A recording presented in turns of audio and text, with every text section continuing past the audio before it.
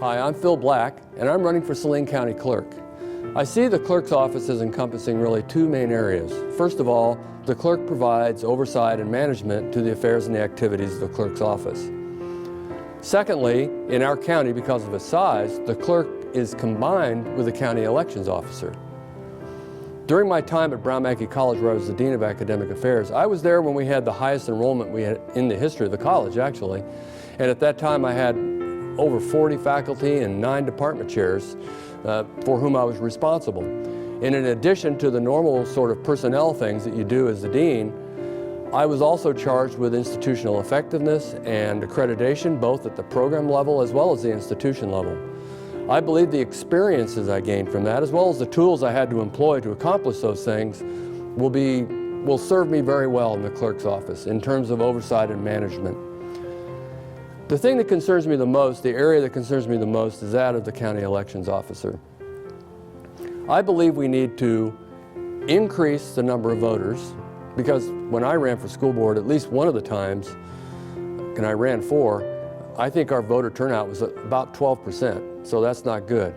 I want to make sure that we have lots of opportunities to vote and different ways to vote, and I want to make sure that our process for voting and for the election itself works very well, and that you, the voter, can trust it. In terms of increasing the number of voters, one of the most effective ways to get people to vote is through the mail-in ballot.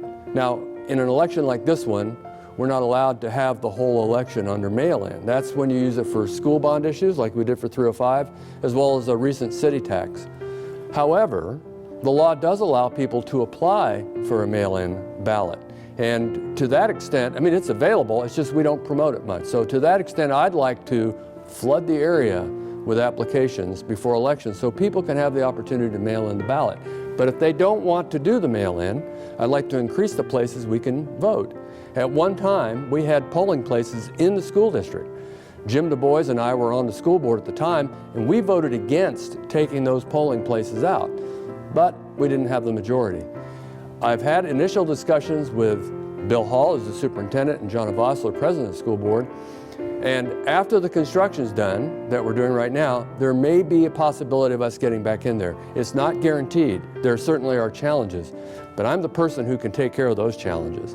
The second thing I want to do is, or the third thing I want to do is ensure that the process is accurate. And by that I mean, if you look at lean manufacturing and total quality management, you'll see that they've taken a process and they've broken it into parts. And in each part, they do everything they can to reduce human error.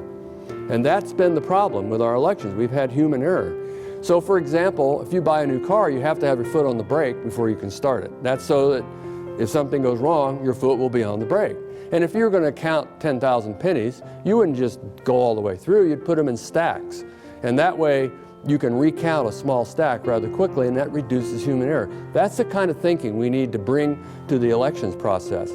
I also want to ensure that when we're increasing our polling places, we're bringing in new people to work those polling places. I'd like to bring younger people, by the way. 16 and up, I believe we can have people working those polling places. So let's get high school students or older working in those. But that will require training. And in that, I want to bring an educator sensibility to it.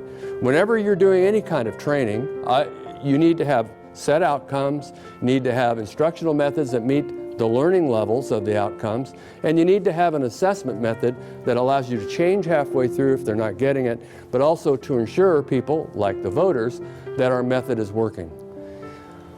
I believe I can really make a difference in Salina County. I haven't been this excited for election in a long time, and I've been through a few of them. If you will give me the chance to be your county clerk, it would be my great honor to try to meet your high standards as a voter, so that when you vote, your vote will count.